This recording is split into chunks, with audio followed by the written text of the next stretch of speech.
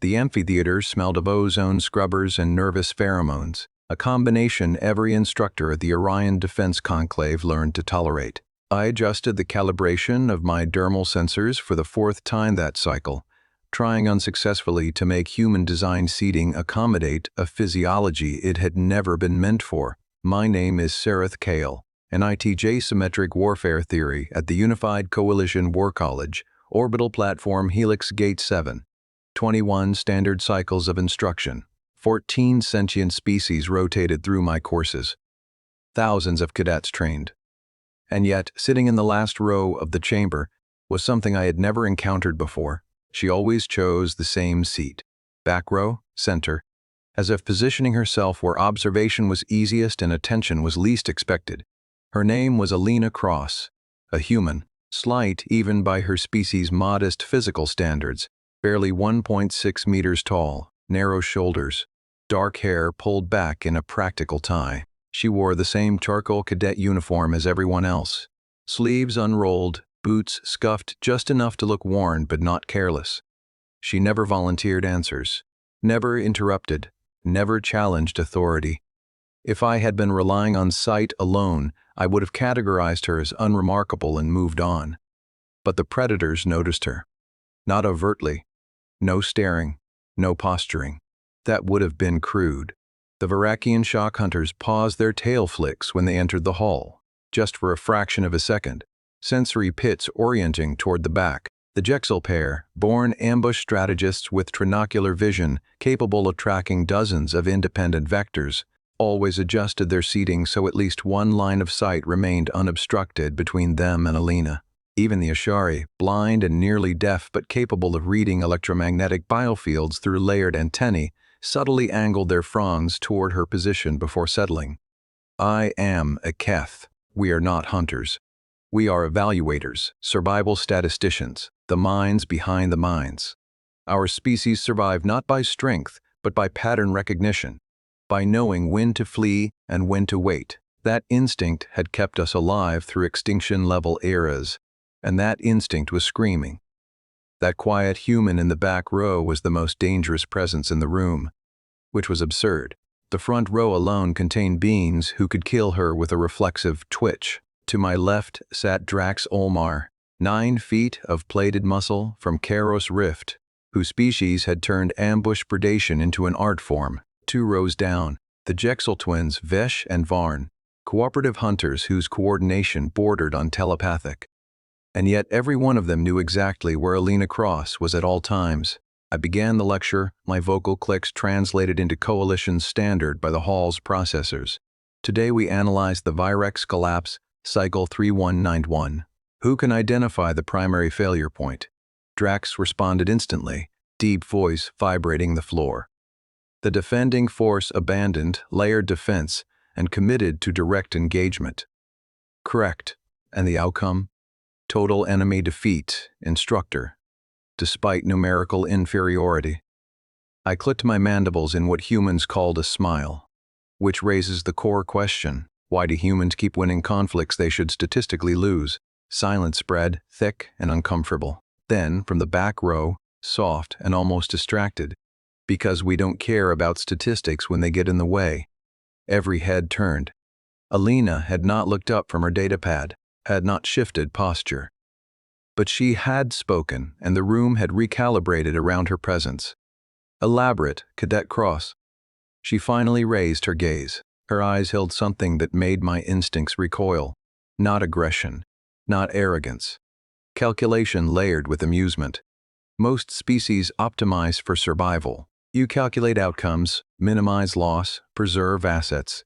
Humans look at the situation, decide it's impossible, and then try anyway because failure feels worse than not trying. Also, impossible problems tend to have fun solutions. A ripple of alien laughter moved through the chamber. Even Drax emitted a low chuff of amusement. You are describing irrationality. I'm describing creativity, she replied calmly. They overlap, but they're not the same. I activated the tactical projection. Let us test that. You command the Coalition escort ship Meridian Dawn. 3 hostile cruisers have trapped you near a debris belt. Shields at 38%. Engines failing. Logical course of action? Drax answered without hesitation. Capitulate. Preserve crew. Cadet Cross. She studied the display for 4 seconds, then she smiled, and every predator in the room leaned forward. I'd overload the reactor and ram the central cruiser at maximum thrust, detonate inside the debris belt, turn the entire field into shrapnel, and eject my crew in pods masked as wreckage. Reinforcements would already be inbound because I'm not reckless, just rude. The simulation ran. 32 seconds later, the result displayed. 71% mission success. I exhaled slowly. That maneuver violates 17 regulations. Yes, instructor. And would likely cause a diplomatic incident. Also, yes. But your crew survives. Always the priority. I dismissed the class in a daze. Elena lingered, as she always did. Why do you watch me? She asked directly. I considered deception, then discarded it. Because every predator in this hall tracks you first. Because my threat assessment instincts say you are the most dangerous being here, and because I do not understand why. She smiled gently. Good instincts. Then she left. I accessed her file that night. Civilian scholarship. Born on Earth, city called Halifax. No prior military service. Academic scores exceptional. Physical metrics average. Psychological note from a human evaluator. Subject demonstrates extreme comfort with uncertainty and unconventional risk assessment. Recommend command exposure. I cross-referenced historical records and found the truth. The commander responsible for the Virex collapse victory was Captain Mara Cross, Elena's mother. 3 days later came combat practicum, full neural immersion simulations. Elena's squad included Drax, the Jexel twins, an Asheri analyst named Loom, and a Kelburn engineer. Command selection randomized. The system chose Elena. She didn't hesitate. Drax, be loud, North Quadrant. Break things, scare them. Jexel twins, eyes only. No engagement. Loom, with me. We walk straight down the street. It was madness. It worked flawlessly. 14 minutes later, hostages secured, 0 casualties. During debrief, she explained simply, enemies prepare for tactics. They don't prepare for audacity. Patterns emerged. Every predator under her command improved. Not marginally, dramatically. She wasn't training them. She was listening, learning how they thought, and letting them be better versions of themselves. She wasn't a weapon. She was a force multiplier. The final exam confirmed it. Station defense. Overwhelming enemy fleet. Impossible odds. Elena didn't defend the station. She weaponized the system. Asteroids became ammunition. Mining equipment became artillery. The station itself became bait. She evacuated everyone, stayed behind to sell the illusion, then escaped seconds before detonation. Reinforcements arrived to a shattered enemy fleet and a field of survivors. Fleet Command watched in stunned silence. Regulations were broken.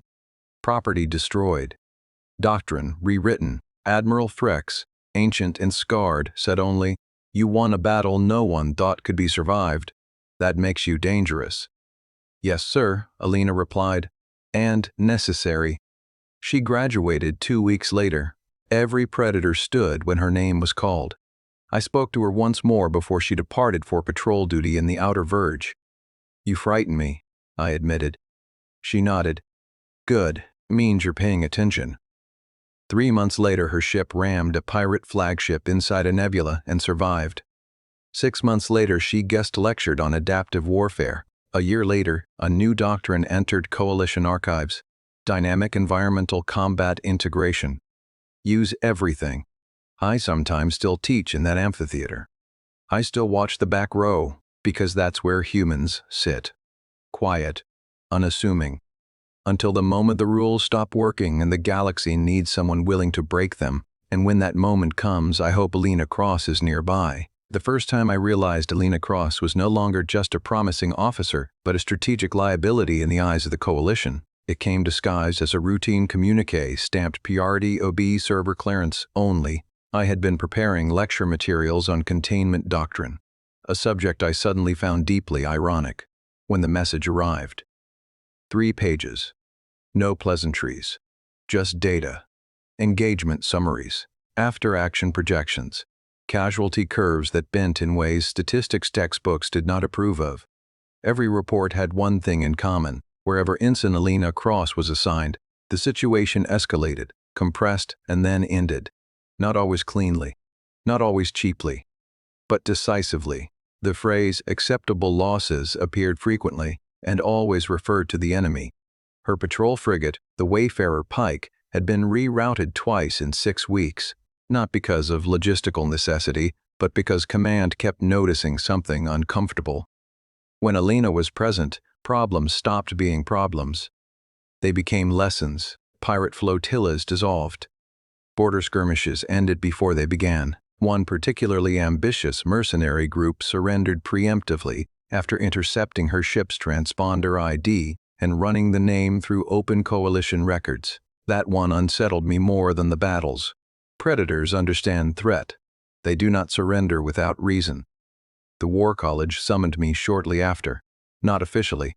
No formal orders, just an invitation framed as a consultation. Fleet intelligence wanted context. Translation: they were trying to decide whether Alina Cross was an asset to be promoted or a variable to be constrained. Those two categories often shared a thin and uncomfortable border. I sat across from a semicircle of beings who had never met her, watching them study tactical hollows as if they contained answers. I told them what they needed to hear, not what they wanted. That she did not think like a soldier. That she did not even think like a human soldier. That she thought like a system under stress, searching for the single point where pressure could be applied to collapse the whole structure.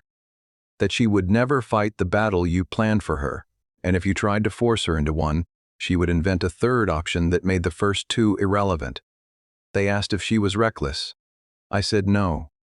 Reckless implies ignorance of consequence. Alina understood consequences intimately. She simply weighed them differently.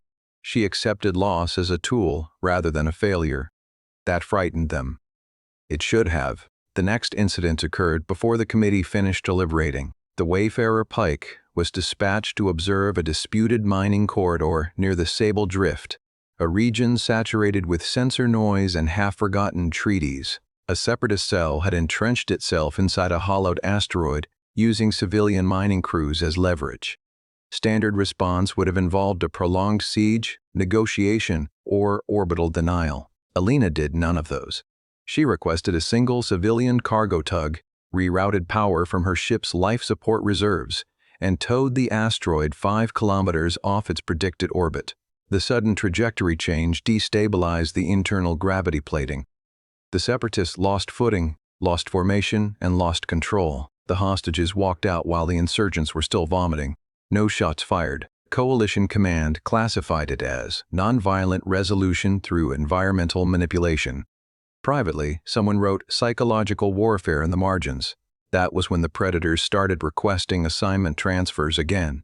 Not just cadets this time. Active duty hunters, shock troopers, reconnaissance specialists.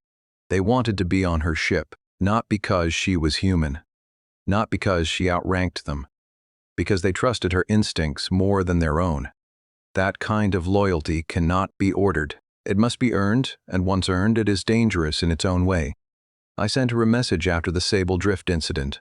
Brief, professional. I asked her if she understood how visible she was becoming. Her reply came 6 minutes later. Yes, instructor. I'm trying to stay boring. It's not going well. That was Alina, fully aware of the storm she was creating and quietly amused by it. The coalition learned the hard way that storms attract attention. It began with anomalies, disappearances along trade lanes, probes that stopped transmitting without debris signatures, fleets that adjusted course for reasons their captains could not articulate. Intelligence labeled it an emergent non-state actor. A polite way of saying something new was hunting in coalition space, something patient, something that studied responses rather than reacting to them. The first confirmed encounter ended poorly. The cruiser group vanished near the Kepler Vale. No distress call, no wreckage, just absence. Command escalated. Assets mobilized. Doctrines reviewed. And eventually, inevitably, someone suggested sending Alina Cross.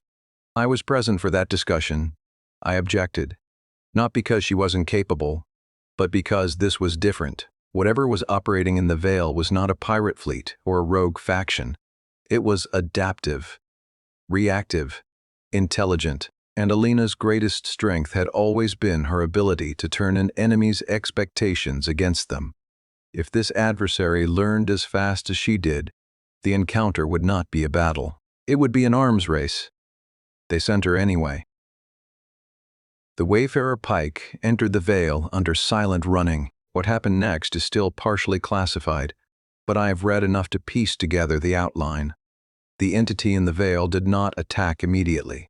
It observed. It mirrored coalition formations. It tested responses. When Alina realized this, she did something no protocol accounted for. She stopped responding logically. She issued contradictory maneuvers. She wasted resources on meaningless actions. She made her ship appear inefficient, emotional, erratic. She performed incompetence as a weapon. The entity hesitated. That hesitation saved her crew. Instead of engaging, Alina lured it into overcommitment. She triggered a cascade failure in a derelict relay station, flooding the Veil with false signals. The entity struck at shadows, expended energy, revealed patterns. Alina recorded everything. Then she left. No victory. No decisive blow. Just information. Fleet intelligence called it a retreat. Alina called it reconnaissance. Her report changed everything. For the first time, the coalition was not reacting to a threat. It was preparing for one, and the preparation did not involve bigger guns or thicker armor. It involved thinking differently, training officers to abandon symmetry, teaching them to value disruption over dominance. Alina was reassigned again, this time officially. Strategic Development Liaison. An absurdly vague title, perfect for someone like her. I have not taught her in years, but sometimes I receive messages, updates, observations, the occasional dry joke about blowing up something expensive. She asks questions still, not because she lacks answers, but because she wants to see how others think. That curiosity, more than any explosion or battle, is what truly scares me. Because predators hunt prey, strategists hunt victory. But Alina Cross hunts understanding. And whatever is coming out of the Veil is going to learn that the hard way. The first loss happened quietly, which somehow made it worse. No explosion, no heroic last stand. Just a line item buried in a logistics report that crossed my desk weeks later because I had once been listed as Alina Cross's primary academic sponsor. The Wayfarer Pike had survived its encounters in the Veil, but one of the escort corvettes assigned to her task group had not. Coalition vessel Kestrel 9 failed to re-emerge from a micro-jump while executing a diversionary maneuver Alina herself had designed. The official cause was listed as navigational distortion due to Veil interference. Unofficially, everyone knew what that meant. The enemy had learned. It had predicted the maneuver, anticipated the misdirection, and turned her own logic against her. 12 crew, gone. No remains. No recovery. Just absence. Alina did not request leave. She did not file a complaint. She submitted her after-action report on time, comprehensive and brutally honest. She identified the precise moment her assumptions had failed, the exact behavioral pattern the enemy had exploited, and the probability curve she should have weighted differently. She recommended changes to doctrine that would reduce the likelihood of similar losses by 18%. 18%. That number haunted me. Humans were not supposed to talk about lives in percentages, not so calmly. But when I read the personal addendum, the part not meant for tactical archives, I saw the cost. One sentence, uncharacteristically plain. I misjudged how fast it would adapt. That will not happen again. Fleet Command promoted her 2 weeks later. Some protested. Quietly, behind closed doors, they said rewarding failure set a dangerous precedent. They said she was becoming reckless. They said she attracted escalation the way mass attracts gravity. None of them could argue with the results. The Veil entity had not advanced further. Trade lanes stabilized. Probes returned intact. Something out there was reassessing, watching, waiting. That waiting was Alina's doing. She had touted caution. Her new assignment placed her where she could do the most damage if she ever decided to turn against us. Strategic Response Division. No permanent ship. No fixed command. She moved between task forces, advising, observing, occasionally taking control when situations degraded past doctrinal recovery. Some officers resented her immediately. Others deferred instinctively. Predator species adapted fastest. They recognized the shift in hierarchy even when no rank insignia demanded it.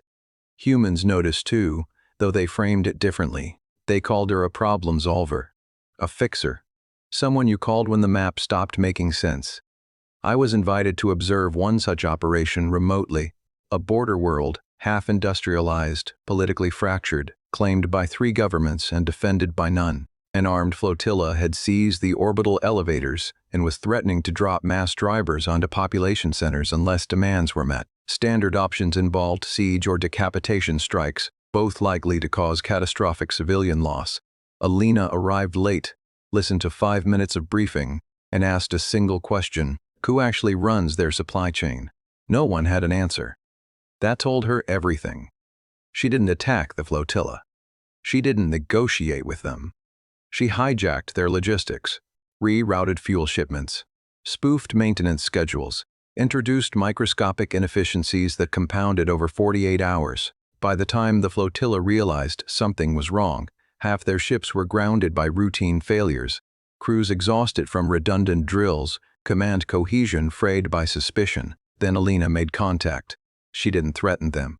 She offered them an exit strategy that let them believe they had chosen it. The elevators were released. No shots fired. The flotilla dispersed. The border world never knew how close it had come to annihilation. That was when I understood the deeper danger. Alina Cross was no longer just changing how battles were fought. She was changing when battles happened at all. Fleet intelligence began tracking her indirectly. Not surveillance exactly. Correlation analysis. Wherever she went, conflict probability dropped after an initial spike. Enemies learned, adapted, then avoided. She was becoming a deterrent without ever firing a shot. That kind of influence does not stay unnoticed for long. The Veil entity noticed. We know this because it did something unprecedented. It sent a message, not a transmission, a pattern, a deliberate disruption in background radiation picked up simultaneously by 3 listening arrays across different systems. The pattern resolved into a mathematical structure so elegant it could only be intentional, a greeting of sorts, or a challenge. The signal repeated once, then never again. Alina was the first to identify its meaning. "It's not talking to us," she said during the emergency briefing. "It's talking about us, testing whether we recognize ourselves in it." That scared the room into silence. Command wanted to respond aggressively. Show strength. Establish boundaries. Alina advised restraint. "It's not hostile yet," she said. "It's curious. If we posture, we teach it fear. If we attack, we teach it violence. If we wait, we learn." They compromised, as committees always do. Limited reconnaissance, controlled exposure. Alina was placed in advisory command only. No unilateral authority. She accepted without comment, which should have worried them more than if she had argued. The encounter that followed was unlike anything in coalition history. No fleets, no firing lines, just a slow approach into the Veil with sensors wide open and weapons cold. The entity responded by mirroring the formation at extreme range, shapes resolving that did not conform to known ship architecture. Not biological, not mechanical, something in between. Alina watched silently, eyes tracking patterns no one else could see. When asked for orders, she said, "Do nothing. Let it see us choosing not to act." The entity closed distance, then stopped. For 13 minutes, nothing happened. Then the entity withdrew. No attack, no communication, just retreat. Analysts called it a standoff. Alina called it a conversation. "It wanted to know if we could resist our own instincts," she explained later. "We did. That makes us interesting." Interesting is not a word militaries like to hear applied to existential threats. After that, the Veil quieted. Too quiet. Alina warned this was not victory. It was preparation.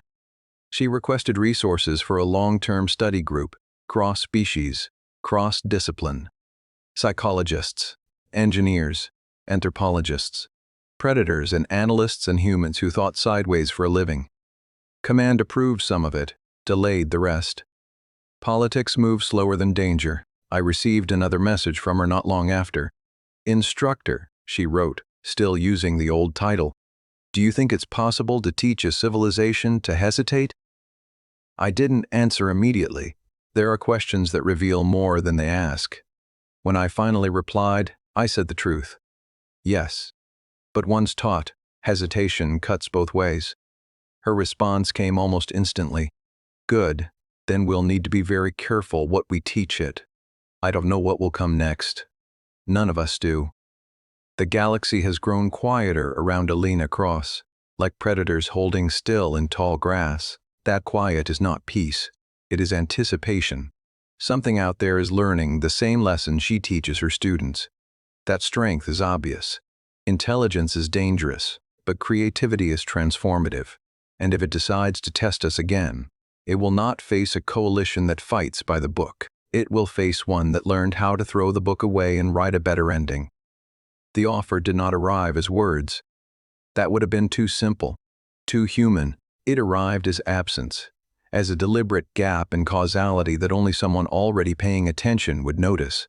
A listening post at the edge of the veil reported a phenomenon that defied categorization, sensor logs that recorded events which, when reviewed, no longer matched the physical state of the system. Objects that had been there were gone. Objects that should not have existed appeared briefly and then vanished. Not errors. Edicts. Someone or something was rewriting local reality with surgical restraint. Fleet intelligence flagged it as a potential weapon test. Alina flagged it as a message. It's correcting us, she said during the briefing. Not attacking, not probing. Teaching. Command ordered increased patrols. Alina requested the opposite. Reduce traffic. Pull back assets. Leave one ship. Hers. Alone. The room erupted. Objections layered over one another. Protocols cited. Risk assessments projected. Alina waited until the noise subsided, then spoke quietly. If it wanted me dead, I'd already be gone. This isn't about force. It's about relevance. It's asking whether I'm willing to step forward. They refused. Of course they did. Militaries do not volunteer their most valuable pieces for unknown games. So Alina did what she always did when systems fail to adapt. She reframed the problem. She did not ask permission. She filed a request for solo reconnaissance under Humanitarian Observation Authority, citing the possibility of non-hostile contact and the ethical obligation to pursue peaceful understanding. The request sat in a bureaucratic blind spot for 6 hours. 6 hours was all she needed. The wayfarer Pike entered the Veil under minimal power, broadcasting no tactical data, no encryption keys, no threat signatures. Just position and intent. I watched from a secure feed I technically no longer had clearance for. My hands clasped so tightly my claws bit into my palms. This was not doctrine. This was not strategy. This was something closer to faith or arrogance. The distinction blurred when the unknown answered. Space bent, not violently. Gently, like fabric pulled aside rather than torn. The Pike sensors went blind and then overloaded, not with noise but with clarity. Patterns resolved that should not have been visible. Structures that existed across dimensions overlapping just enough to be perceived. And there, suspended in that impossible geometry, was the entity. Or rather, an interface of it. Vast, layered, asymmetrical. It did not resemble a ship. It resembled a thought given shape. Alina did not reach for weapons. She did not attempt communication through standard channels. She did something that made my breath catch. She powered down her engines. Total vulnerability. The entity responded instantly.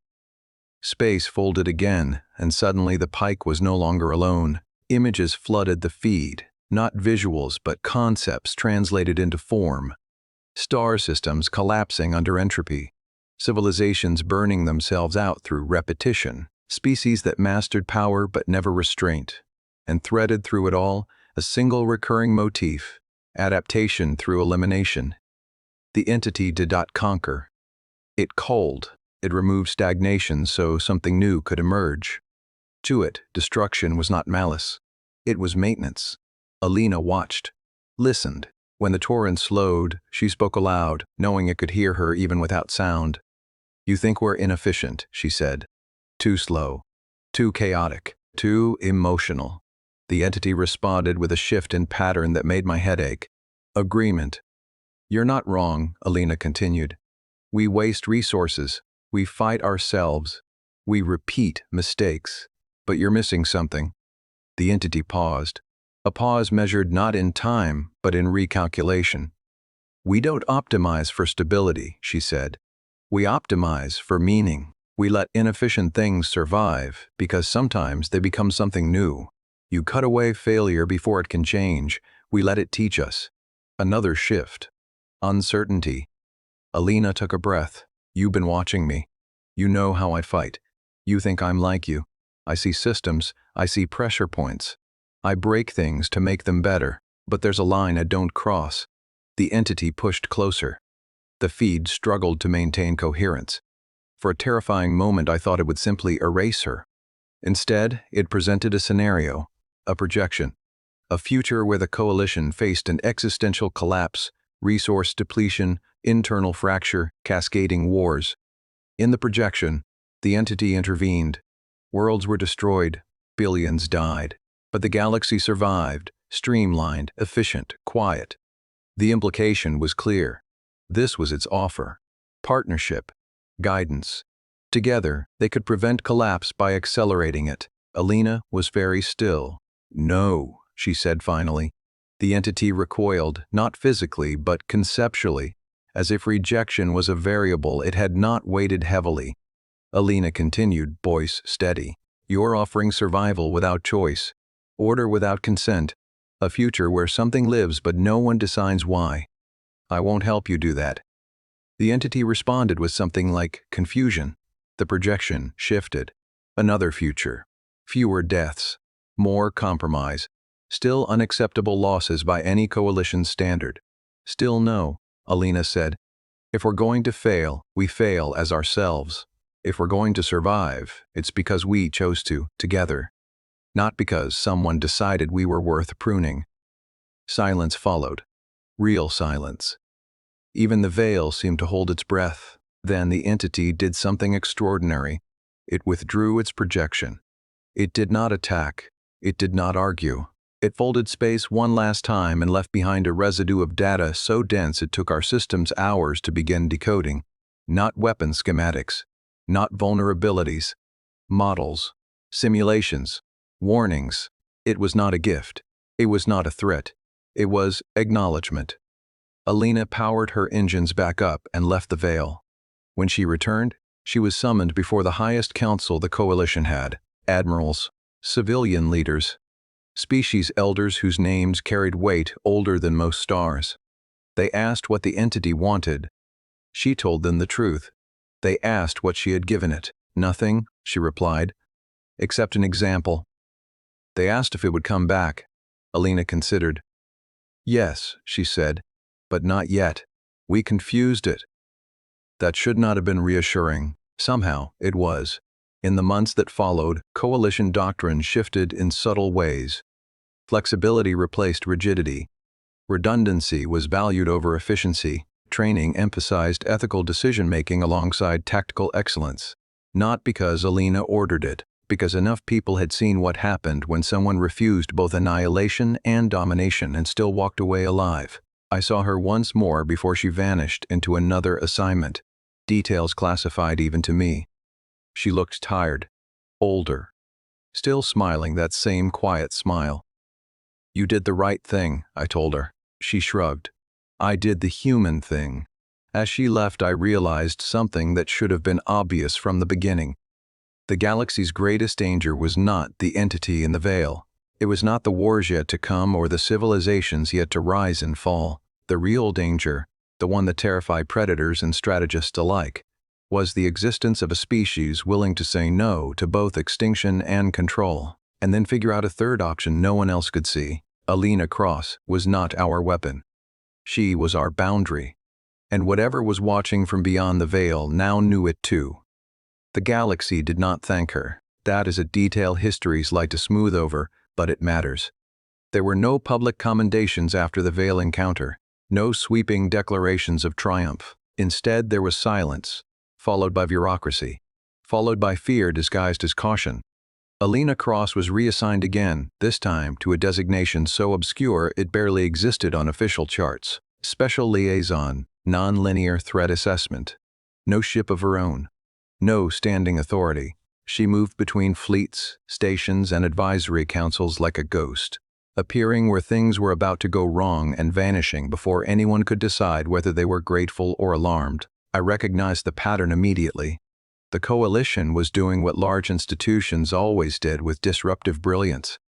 It was trying to disperse her influence without confronting it directly. It didn't work, because influence is not positional. It is relational, and Alina had already rewired too many relationships to be contained by titles. Officers who had served with her spoke differently afterward. They planned differently. Predator captains who once measured success by decisive kills began talking about pressure, timing, and exit conditions. Analysts stopped optimizing for perfect outcomes and started preparing for adaptive ones. Even civilians, once exposed to her methods through indirect policy shifts, began asking unfamiliar questions. Not how do we stop this, but how do we change the environment so this stops being a problem? That kind of thinking spreads, quietly, irreversibly. The veil entity did not reappear, but its absence was not passive. Long-range models began showing probability distortions along the galactic rim. Conflicts that should have ignited fizzled out. Others flared unexpectedly, then collapsed before escalation thresholds were crossed. It was as if something was stress-testing civilization itself, nudging variables and watching what adapted. Alina was the only one who said it out loud. It's learning restraint, she told a closed council session. Not because it values life, because it values efficiency, and restraint turned out to be more efficient than force. That unsettled the room far more than any projection of destruction could have.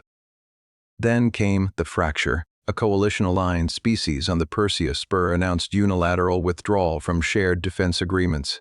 Not rebellion, secession, peaceful, legal, devastating. They controlled a logistics nexus critical to 3 sectors. The moment they left, supply chains buckled. Piracy surged. Old rivalries resurfaced. Command wanted to intervene, show strength. Alina advised against it. If you force compliance, she said, you prove the veil entity right.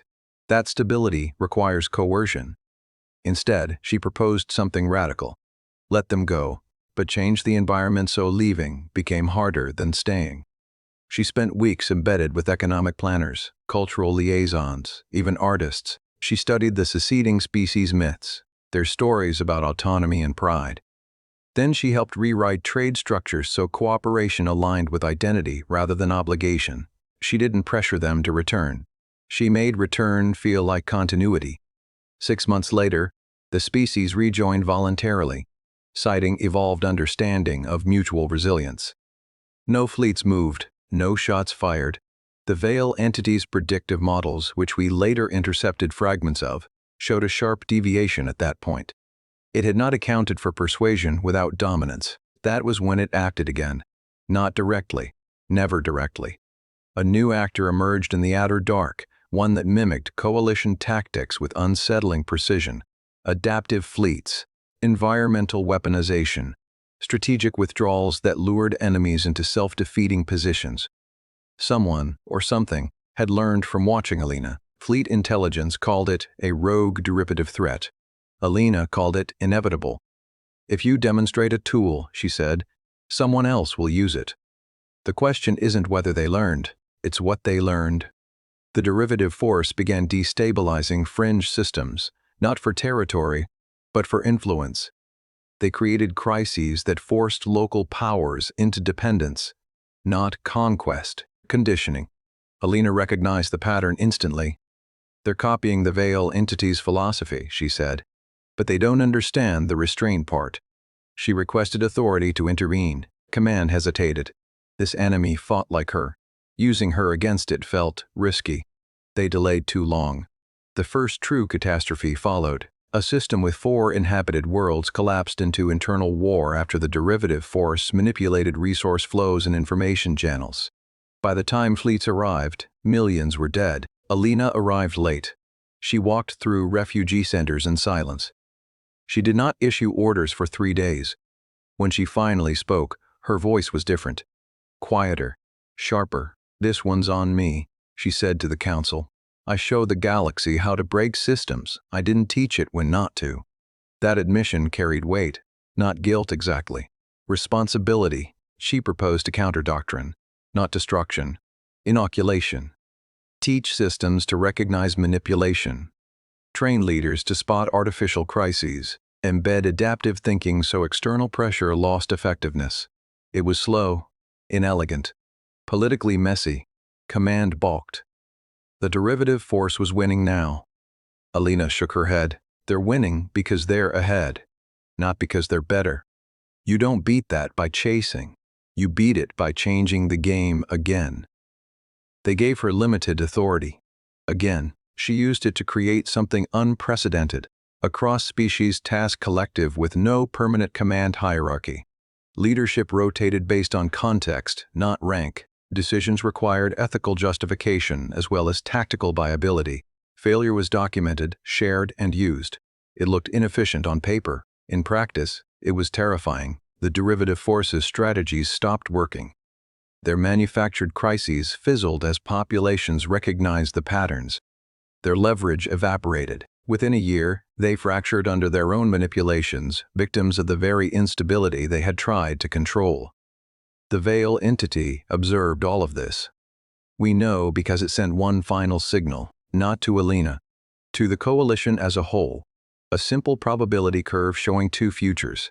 One where Alina Cross was constrained, sidelined, normalized. Stability achieved through suppression of variance. Short-term survival. Long-term stagnation. The other where she was allowed to continue, unchecked by comfort, guided only by ethics and consequence. Higher short-term risk. Dramatically higher long-term resilience. The curve did not label which it preferred. It did not need to. Alina never saw that signal. Or she did, she never mentioned it. She vanished shortly after the derivative force collapsed, reassigned beyond even my clearance. Some say she operates at the edge of coalition space, advising nascent civilizations before they encounter existential threats. Others think she is deliberately staying out of sight, letting her ideas propagate without her presence distorting them. Both could be true. That would be very human of her. I still teach. New cadets cycle through Helix Gate 7. Predators still sit forward. Analysts still sit near the center. And humans still drift to the back row, quiet, observant, waiting. I no longer fear them the way I once did. Fear implies a lack of understanding. What I feel now is respect and vigilance, because the lesson Alina Cross taught the galaxy is not that humans are dangerous. It is that danger is not the same as destruction. Danger can be growth. Danger can be choice. Danger can be the refusal to accept only the options presented. And somewhere out there, beyond the veil, something ancient and vast is still recalculating. Not how to defeat us, but how to live in a galaxy where humans exist. That may be the most dangerous change of all.